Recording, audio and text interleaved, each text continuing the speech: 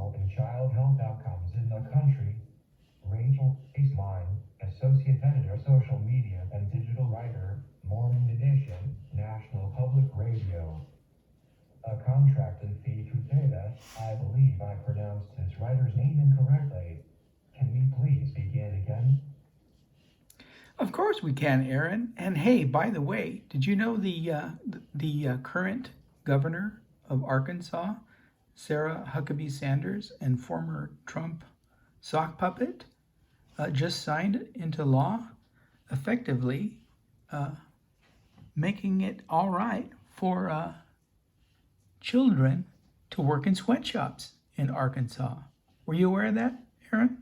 Even before the Dobbs ruling, the 14 states with the most restrictive abortion laws had the worst maternal and child health outcomes in the country.